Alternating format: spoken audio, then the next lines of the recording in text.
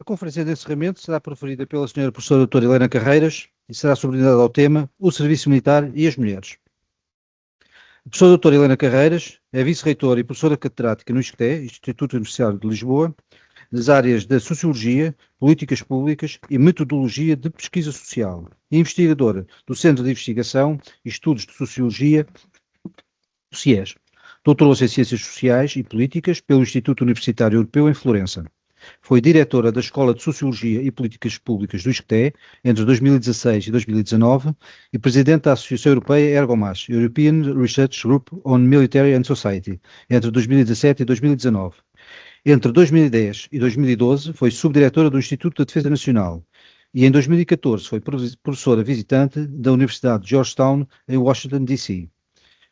Foi diretora do Instituto da Defesa Nacional entre 2019 e 2022 e Ministra da Defesa Nacional de Portugal entre 2022 e 2024, tendo sido a primeira mulher a ocupar ambas as posições.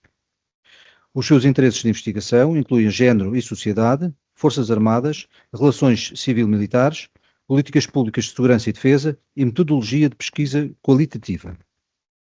O seu trabalho centra-se na integração de género em instituições militares e na dimensão de género na segurança internacional. Entre outras obras, é autora de Gender and Military Women in the Armed Forces of Western Democracies. Senhora professora, tem a palavra.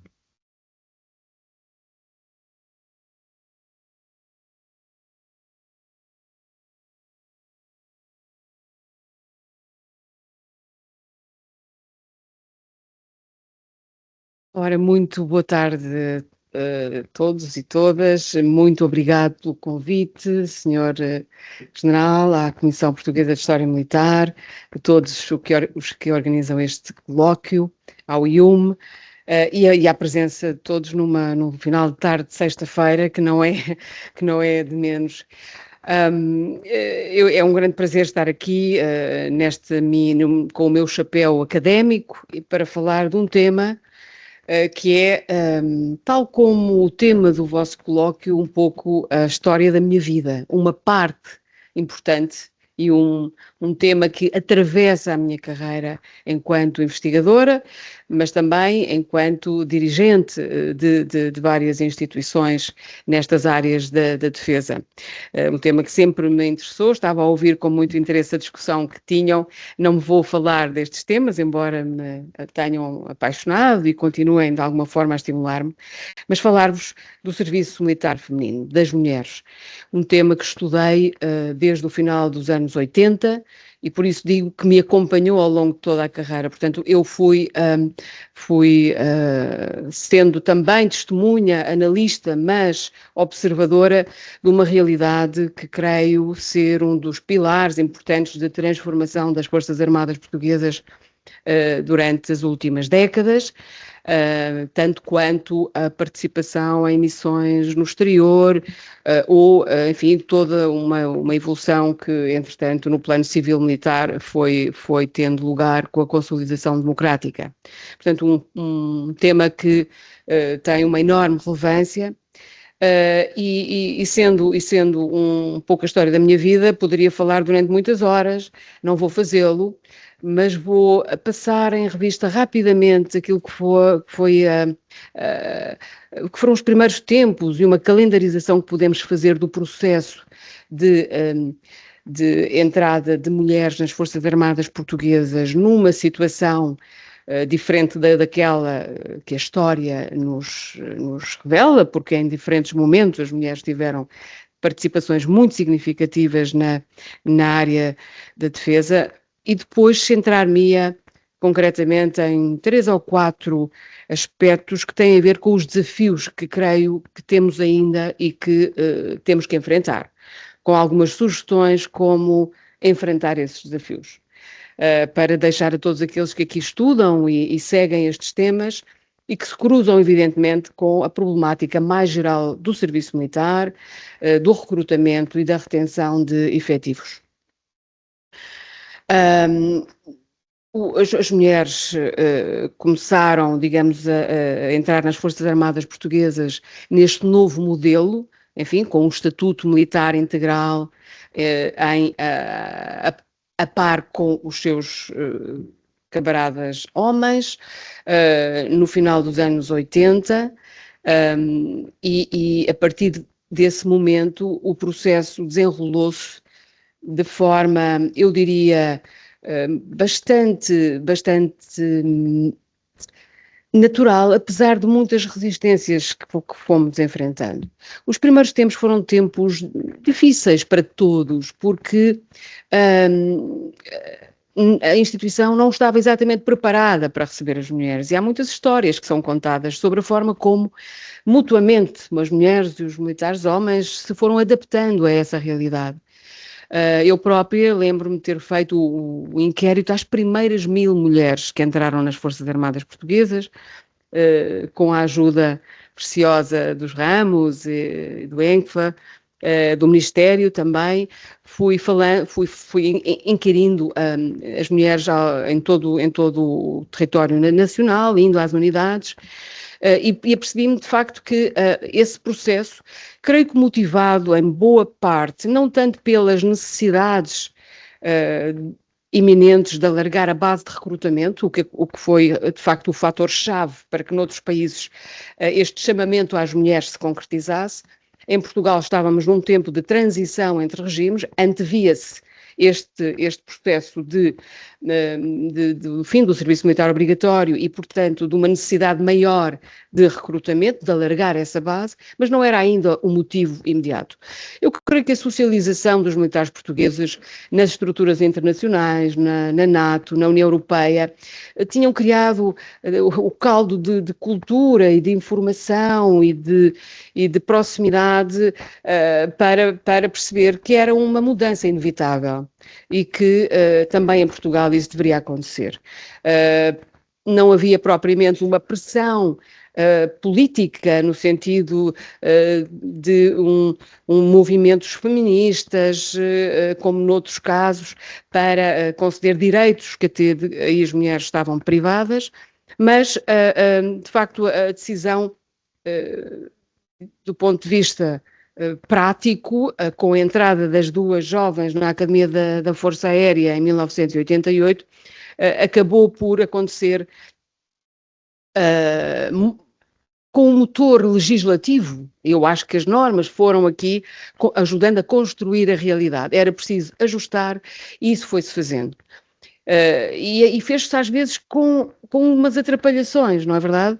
Lembro-me, e não vou ficar muito tempo aqui, mas já agora contar-vos a história que é uma nota de pé de página no meu primeiro livro sobre este tema, a propósito de uma unidade que visitei e que a preocupação para a disponibilização de instalações sanitárias adequadas às mulheres tinha gerado uma ação que resultou na disposição de uma longa fila de bidés em open space numa dessas instalações sanitárias, o que evidentemente não servia nada dos propósitos para os quais se imaginava que os bidés seriam necessários para as senhoras.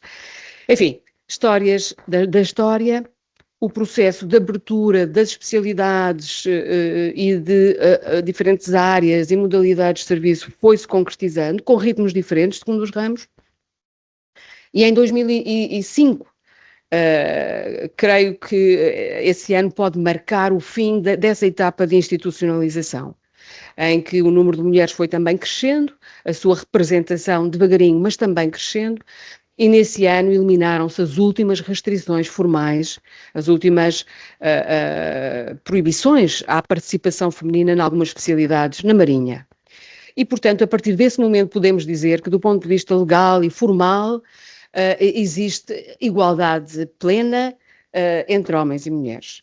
E, no entanto, sabíamos também, pelos dados estatísticos que se foram recolhendo, que essa igualdade não estava concretizada do ponto de vista das assimetrias que podíamos ainda observar na presença relativa de mulheres muito mais forte em especialidades tradicionalmente femininas, um padrão, aliás, comum a outros países, e a sua presença muito menor em especialidades técnicas e operacionais, por exemplo, e assimetrias também em relação às várias modalidades de serviço, menos no plano hierárquico. Essa representação talvez à exceção da categoria de oficial general, onde, enfim, apesar de tudo, o tempo precisaria de gerar os seus efeitos, mas não víamos esse mesmo fator tempo a gerar, ou não vimos a gerar distorções nas outras categorias, tal como acontece ao nível das especialidades. Em 2000 há a Agenda Mulheres, Paz e Segurança e o país adere a essa agenda.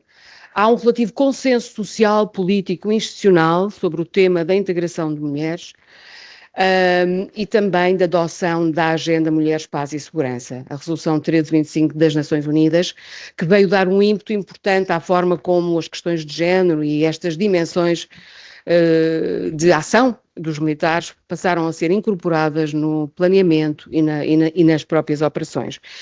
E, portanto, o que temos é um processo que foi evoluindo com o crescimento da representação feminina, que hoje é 15%, uma percentagem superior à percentagem dos países NATO, que teve ali um decréscimo a partir de 2010 até 2017. Foi uma década em que houve, evidentemente, decréscimo de pessoal, de números absolutos, mas também de representação relativa, percentual. E isso, creio que, em algum momento foi registado e houve alguma reação para tentar perceber porque é que isto está a acontecer, porque é que não estamos a conseguir atrair as mulheres, ou elas não procuram esta instituição, e creio que houve algumas medidas que retificaram essa trajetória. E, portanto, chegamos a este momento com um panorama que eu diria é o de uma integração e uma atenção globalmente bem-sucedida, mas com assimetrias e com dificuldades que ainda persistem. E elas refletem-se e são comprovadas nos dados que temos. Como vos dizia, eu não trouxe hoje para não vos maçar com PowerPoints, mas são dados que ainda mostram que esta dimensão de género, as diferenças de género, produzem efeitos de assimetria na representação dos militares nas várias áreas. As razões são múltiplas e podemos analisá-las em vários âmbitos. Não é tanto o meu objetivo hoje entrar por essas razões, mas evidentemente elas têm que ver com as próprias preferências e motivações das mulheres, como pela presença ou ausência de incentivos que a instituição decidiu concretizar em políticas para mudar essa estrutura, digamos, de preferências iniciais, como com um conjunto de constrangimentos e condições que são de natureza social e que são de natureza sociodemográfica e cultural. Não é? A questão dos papéis de homens e mulheres na sociedade. E, portanto, as Forças Armadas são parte integrante da sociedade, não há como não revelarem entre os seus membros e na sua estrutura alguns problemas e algumas assimetrias que na própria sociedade existem. E, portanto, eu diria que têm que confrontar essas questões. As questões que têm que ver com alguma resistência cultural, com preconceitos, com estereótipos, que ainda produzem efeitos, creio eu. Produzem tetos de vidro, como dizemos nós os académicos, ou chão pegajoso, que torna difícil às vezes que as pessoas se movam na estrutura hierárquica e funcional das organizações. E há um conjunto de situações no mercado de trabalho, na economia, nas famílias, nas preferências dos jovens, na mudança de orientações dos jovens, que em conjunto, digamos, justificam esta situação. Mas então a questão que coloco hoje nesta minha preleção é essa mesmo. Então, o que é que a instituição pode e deve fazer para que o serviço militar das mulheres, que veio, no fundo, dar à instituição um tipo de representação. Há pouco dizia-se que o serviço militar obrigatório terminou e, com isso, houve um afastamento da sociedade, porque, claro, menos pessoas, menos jovens a passar pelas fileiras, menos conexão com as famílias e com a sociedade, menos informação, maior afastamento. Mas entraram as mulheres, embora em percentagens mais residuais, há uma parte da sociedade que estava ausente, que estava fora, que passou a entrar. Então é também um aspecto que eu acho que deve realçar-se. Há uma aproximação à sociedade também por essa via. E a presença de mulheres, a presença mais equitativa da sociedade nesta instituição, é também algo que resulta da participação feminina, e isso não pode ser ignorado. E, contudo, sabemos que há dificuldades de recrutamento e de retenção, e isso afeta também a nossa capacidade de manter as mulheres, de recrutar e manter mulheres, tanto quanto homens, embora, porventura, devido aos diferentes papéis sociais e às diferentes expectativas, preferências, que ainda marcam bastante as diferenças que vemos no próprio sistema educativo, é preciso pensar como e de que maneira captar esta audiência, este público, que é uma componente importantíssima, ou deve ser, das políticas de recrutamento. O plano de ação para a profissionalização do serviço militar, que o Sr. General se referia há pouco, foi metido na gaveta quando ele saiu, mas depois foi retirado da gaveta quando eu entrei, e fez-se uma revisão bastante ampla do conjunto de medidas, e penso que o plano está em vigor. Não sei até que ponto, enfim, mas há medidas que são um espectro muito amplo, que estão seguramente a ser concretizadas, sendo, enfim, difícil, apesar de tudo, que muitas delas produzam efeitos também em função dos contextos que vivemos, mas há um conjunto de medidas que me parece que devemos terem atenção. Reverter essas desigualdades estruturais, como é que se faz? A primeira nota, o primeiro aspecto que quero realçar é que não devemos subvalorizar, como às vezes se faz, a integração formal e a igualdade formal legal. Felizmente nós em Portugal e na instituição militar também concretizamos essa igualdade formal legal. Mas há muitos países e situações onde ainda há restrições nos normativos à participação de mulheres. Podem dizer-me, bom, mas isso, a presença de mulheres não garante necessariamente mudanças culturais, por exemplo. É certo, mas a sua ausência garante certamente a reprodução da desigualdade. Portanto, há uma vantagem em valorizarmos os números. Mas, não é porque há muitas mulheres que vai mudar alguma coisa, mas de facto a ausência garante mesmo a reprodução de status quo. Temos que cuidar em que as pessoas venham, e os números revelam exatamente isso. Não resolvem por si muitos problemas que temos, mas a sua ausência garante a manutenção dos problemas. Portanto, há uma condição que é necessária, é que as mulheres participem, e elas estão a participar, e temos que garantir que, tanto quanto os homens, possam ser retidas na instituição e ser valorizadas. Coisa que, como sabem, não está a acontecer em alguns lugares do mundo. E eu espero que Portugal não chegue nunca a esse momento. O secretário de Estado americano, Exed, tem dito as coisas mais, e feito coisas mais tremendas desse ponto de vista. Os retrocessos são possíveis e temos que ter a consciência disto. Não está garantido que, por termos eliminado as restrições formais e as mulheres, tanto quanto os homens, poderem estar connosco, tanto quanto as pessoas com diferentes orientações sexuais, que isso vá continuar a acontecer no futuro. Vivemos num tempo muito duro, um tempo em que se queimam livros, um tempo em que se proíbem palavras, um tempo em que se expulsam aqueles que são diferentes, e isso é contrário a tudo aquilo que nós, nas nossas constituições democráticas, queremos defender, a tudo aquilo que estas instituições juram defender. Não se pode, disse eu muitas vezes, enquanto ministra, defender valores e valores constitucionais também, que não se exercem, que não se praticam e que não se valorizam. E, portanto, eu espero que não aconteça a mesma coisa que tem acontecido de efetiva hostilização. Talvez não com a dimensão que se imagine também, porque entre as narrativas e a prática depois há alguma diferença, mas estive há pouco tempo na NATO, convidaram-me para os 25 anos, para a celebração na NATO dos 25 anos da Agenda Mulheres, Paz e Segurança, e vocês, faço aqui um parênteses, acreditem que eu entro nesse seminário 2 dias depois de o mesmo secretário americano ter dito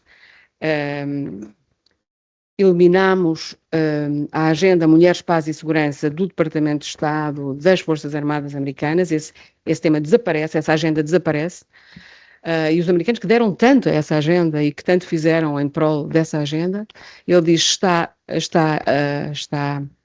excluída, está terminada, e na conferência em que eu estava, de tal maneira vi a NATO absolutamente em pausa, estava em pausa, não é? Porque as notícias eram muito perturbadoras, que nessa conferência fazem-se as primeiras intervenções como se nada acontecesse, como se não tivéssemos um elefante na sala e ninguém comentava essas atitudes que depois levaram à proibição de muitas pessoas das Forças Armadas e que levaram à saída de algumas mulheres em posições de comando, um almirante da Marinha Americana, que eu conheci muito bem, que foi posta na rua, porque enfim. Mas isso para dizer, há retrocessos em relação às nossas políticas e aos nossos resultados do ponto de vista da construção da igualdade, que é também a construção de uma instituição mais capaz de cumprir a sua missão. É disso que estamos a falar. Esta instituição, tal como foi evoluindo, não pode hoje prescindir do talento, da capacidade e das competências de toda a população que queira, possa e seja atraída para servir nas Forças Armadas. Mas, enfim, portanto, promover, valorizar a igualdade formal e real, tendo em conta que estes retrocessos podem acontecer e que novas proibições podem surgir num mundo onde hoje, este ano, pela primeira vez, o número de autocracias supera o número de democracias. Relatório do projeto VIDEM, se quiserem ver e tiverem interesse, um relatório que mede a qualidade da democracia no mundo, Varieties of Democracy, Universidades de Notre Dame e Gotemburgo, no relatório deste ano, que está online, que está disponível, mostra isto. Portanto, o contexto é um contexto em que aquilo que nós conseguimos nas nossas instituições, tal como a presença e a integração de mulheres, podem estar em causa. Depois, desenvolver políticas adequadas. O Sr. General, mande-me calar quando achar que estou já... Ok. Isto tinha muito mais, mas eu entusiasmo. Desenvolver políticas adequadas. Quando desenhamos políticas de formação, de mentoria, temos que ter em conta aquilo que são os contextos da ação dos militares. Não vale a pena importar de forma selvagem as políticas de outras áreas. Têm que ter significado para as pessoas.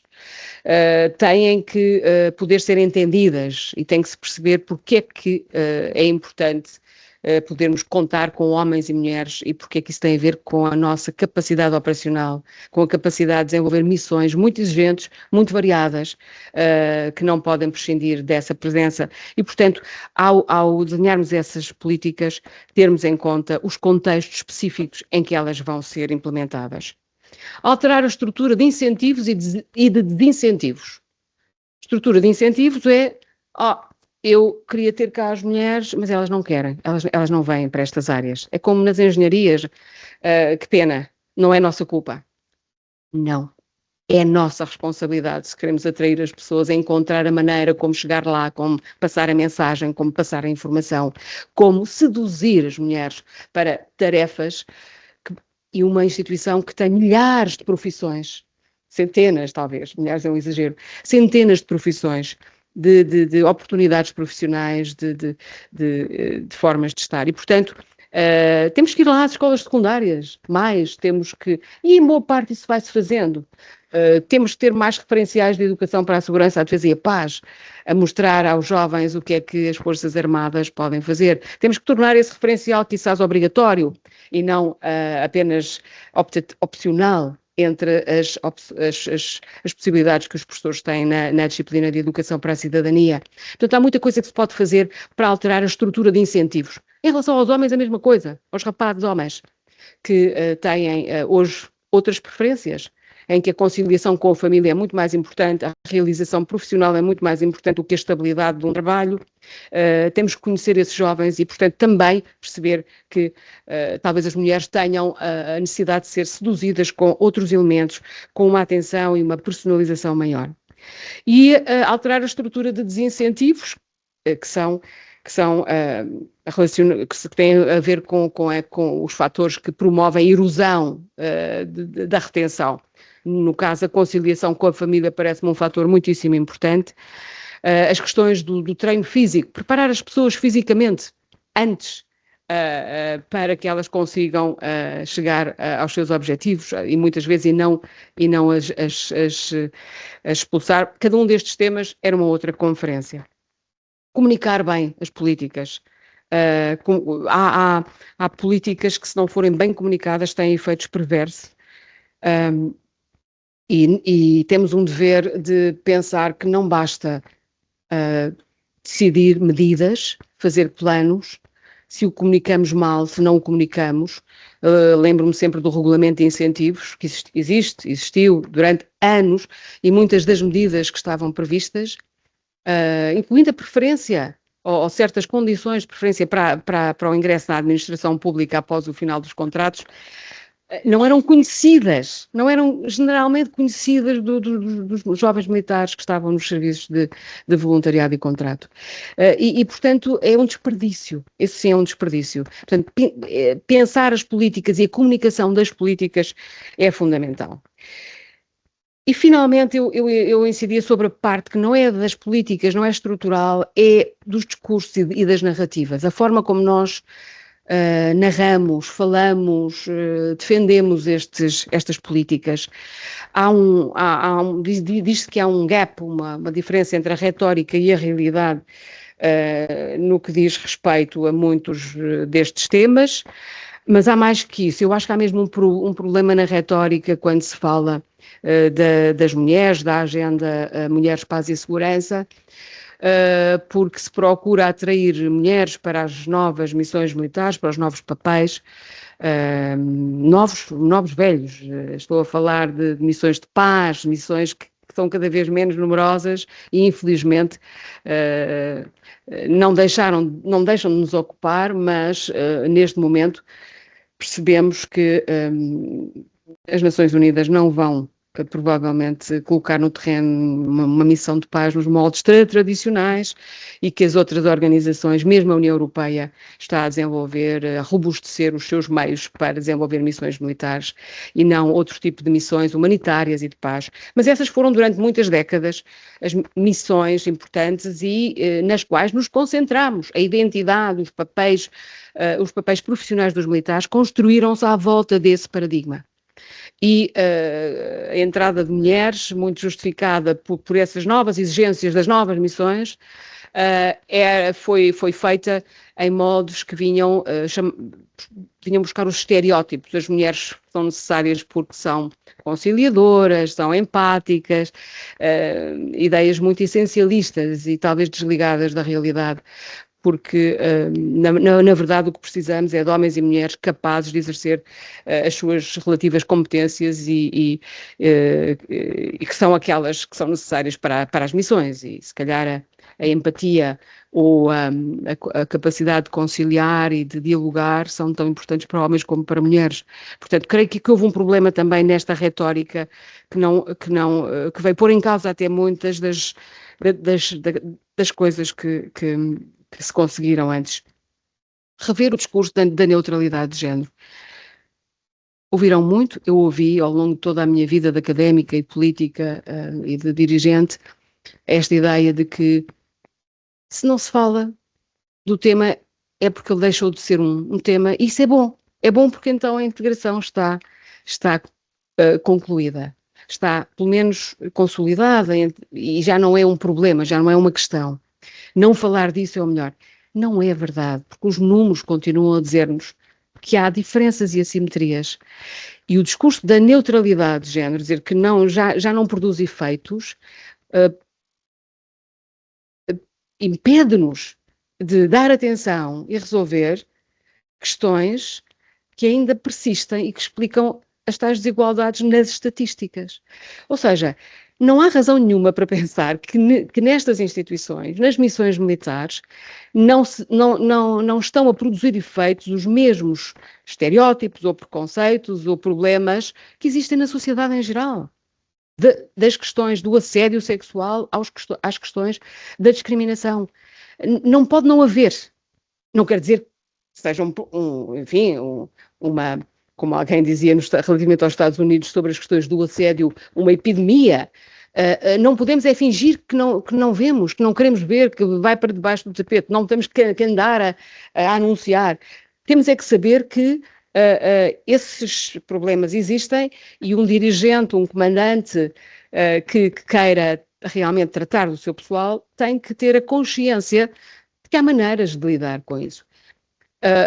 Vou-vos dar 2 exemplos, sobretudo mulheres em posições de liderança. As primeiras, as pioneiras, tinham uma visibilidade muito grande e sofreram os efeitos dessa visibilidade, mas também as vantagens dessa visibilidade. Tinham voz, eram protagonistas da mudança. E seguramente a senhora General se lembra, enfim, que há um momento em que digamos, um estímulo de sentimento de ser transformador. Isso foi-se esbatendo ao longo do tempo. Claro, naturalmente, as mulheres são uma parte da rotina e deixaram de ser as pioneiras. E, portanto, também há menos incentivo para que as próprias mulheres se envolvam muito nestas discussões e nestes debates. Mas quando se chega a lugares de decisão, não tenham dúvidas que reaparecem alguns dos preconceitos. No meu caso, eu, diretora do Instituto da Defesa Nacional, que nem me queixo, não sinto que tenha sido, acho que o meu estatuto como investigadora, como académica, se sobrepôs bastante sempre ao meu estatuto de género, porque nós somos uma multiplicidade de coisas, não somos só uma mulher, ou uma dirigente, ou um homem, somos muitas coisas. E, no entanto, há aquilo que os psicólogos chamam unconscious bias. Tenho todas as minhas anedotas, como eu tenho a certeza que a senhora General e todas as mulheres que estão nas Forças Armadas também têm, e os homens, à sua maneira, terão as suas, não é? É a nossa circunstância que provoca isso. Estou numa conferência com o coronel do IDN, ao meu lado, dos comandantes de colégios de defesa NATO. Havia talvez 2 mulheres naquela altura.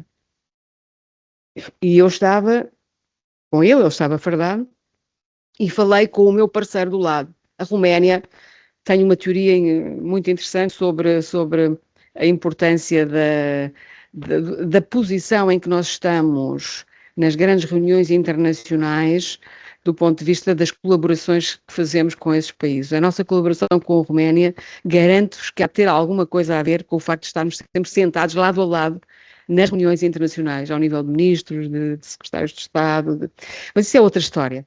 Mas agora a história era esta. Eu falo com ele, muito gentilmente, trocamos cartões, eu dou-lhe o meu, ele dá-me o dele e diz, give it to your boss. O boss era o coronel que estava ao meu lado, claro.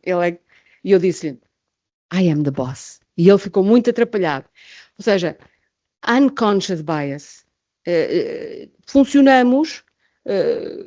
há uma pessoa, uma mulher, uma militar numa posição de topo que me conta uma história semelhante. Ela chega vestida à civil, a um aeroporto à noite em África, há mais pessoas na comitiva, vêm buscar os outros membros militares fardados e a ela abandonam-na ali. A posição era alta. E percebeu-se porque ninguém esperava que ela fosse a general que estava a faltar na comitiva. Ela era uma mulher vestida à civil. Ninguém a identificou como agora já disse que eras... Bom, não importa, não queria revelar. Mas é este tipo de unconscious bias, o viés inconsciente, que continua a acontecer. Mas também o consciente.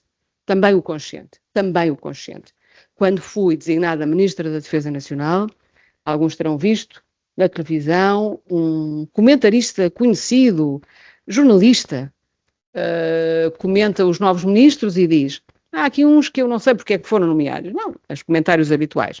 Eram 2 ou 3 e eu era uma delas. Esta Helena Carreiras, Ministra da Defesa,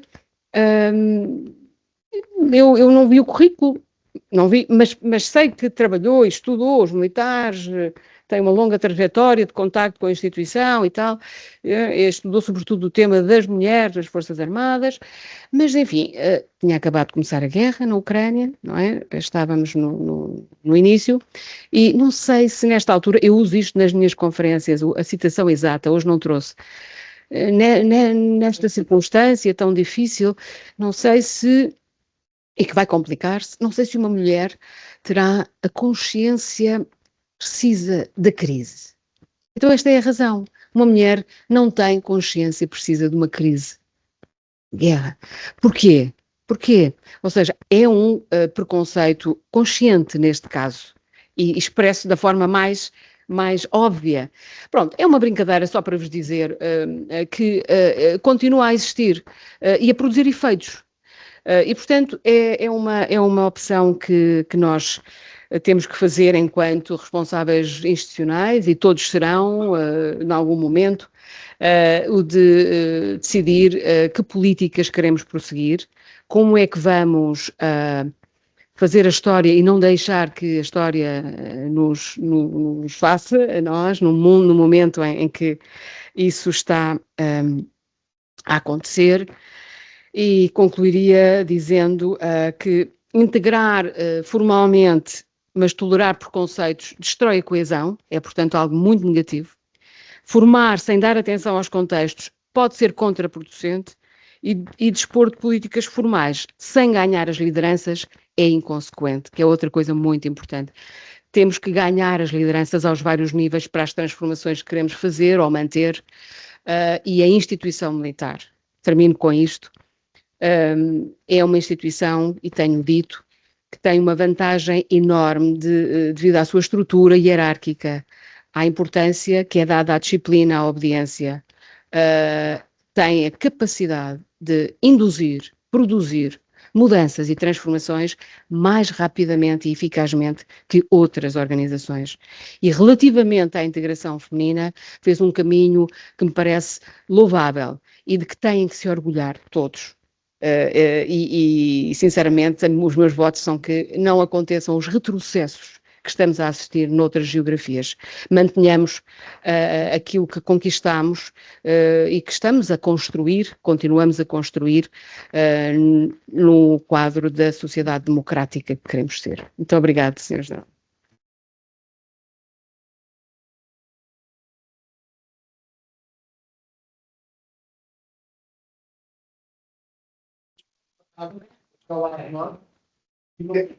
Muito obrigado pela sua participação. Nós tínhamos ideia aqui a ver de contrafeitos o papel da mulher. Houve 2 intervenções que falaram nisso, os paraquedistas, uma ou outra, e por ela gratuita, mas assim sistematizada, lá está. Então, muito obrigado por estar aqui connosco. A lembrança, no seu caso, é diferente de todas as outras. Discriminação de ministra, obviamente de ministra. Isto é uma discriminação de ministra. Porquê?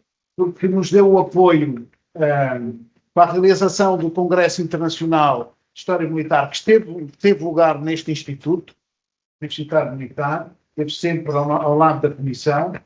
É evidente que depois as questões políticas levaram a que ainda não tivesse entregue. Portanto, estas são as atas que entregámos no Senegal. Não está muito pesado, isto parece, mas isto é com um papel especial. O Jorge conseguiu tratar disto de maneira que isto ainda é mais leve que o livro de Crepúsculo que deu ao Sr. Almirante. Mas estas são as comunicações todas e agradeço mais uma vez aqui e aqui. Obrigado. Muito obrigado. Obrigado.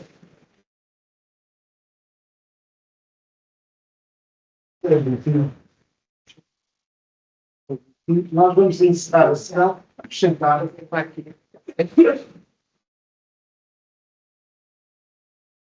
Estão mais 5 minutos ali para o Estado Maior.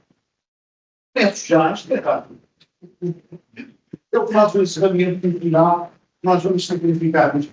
Em primeiro lugar, depois destes agradecimentos, e agora para terminar e antes de dar a palavra à Major-General Lânia Telha, da Casa, eu queria agradecer ao Instituto Universitário Militar, ao Ministério da Defesa que nos apoiou neste 33º Colóquio de História Militar sobre um tema que nunca tinha sido trabalhado em pormenor. Houve aqui contributos muito positivos, a começar da sessão do General, do Sr. Almirante Silva Ribeiro e a acabar agora com a Sra. Professora professora Helena Carreiras. As 20 comunicações, as 2 conferências e a primeira vez que houve uma mesa redonda, indo à história, a experiência vivida, trazida àqueles mais jovens, obviamente que foram objetivos plenamente atingidos. Portanto, quer a análise dos fatores influenciadores do serviço militar ao longo da história, quer as dimensões enquadradoras política, económica, social e demográfica, quer as lições aprendidas, essas sobretudo agora na última sessão, acho que, e quer ainda as visões de futuro e os alertas para o futuro, que também foi feita hoje à tarde e tinha sido feita no primeiro dia, foram muito positivas. Agradeço a todos a vossa presença, moderadores, oradores, aos convidados que aqui tiveram e, em especial, uma mensagem muito especial ao curso de Estado-Maior Conjunto, desejando-vos as maiores felicidades, quer profissionais, quer pessoais, e por terem estado aqui connosco. Espero que tenham sido mais enriquecidos ao longo destas 2 partes em que interromperam o vosso curso para estar connosco. Muito obrigado a todos.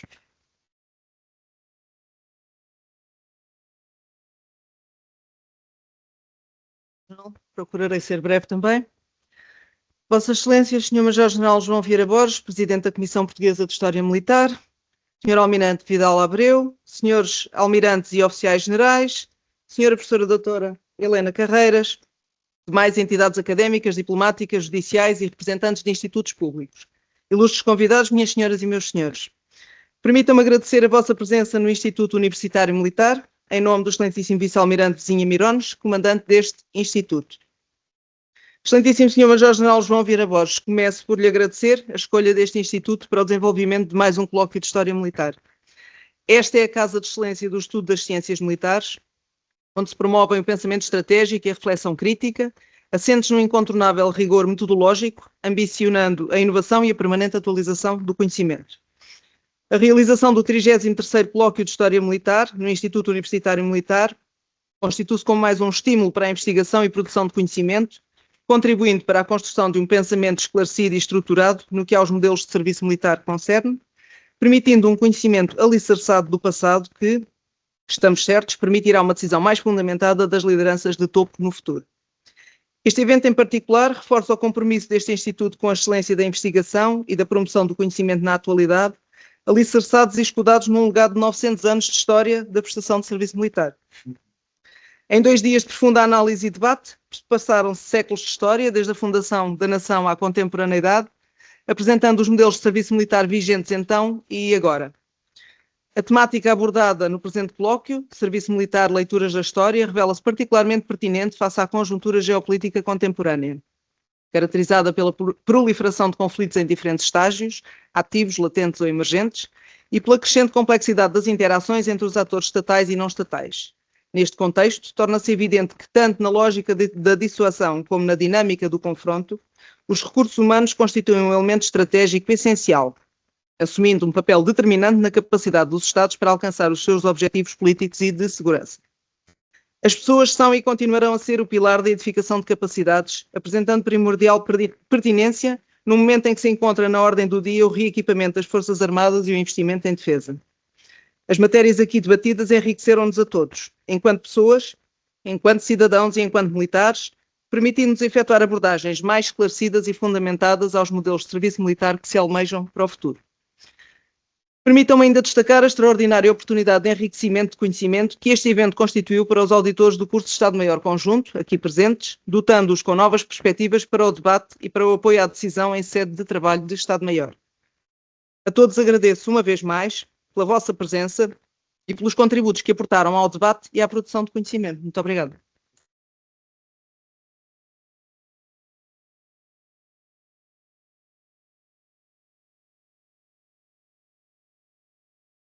Em nome do excelentíssimo Comandante do Instituto Universitário Militar, Vice-Almirante José António Vizinha Mirones, e do Presidente da Comissão Portuguesa de História Militar, Major-General João Vieira Borges, declara-se encerrada a sessão de encerramento do 33º Colóquio de História Militar, subordinado ao tema Serviço Militar, Leituras da História. Muito obrigado pela presença de Vossas Excelências.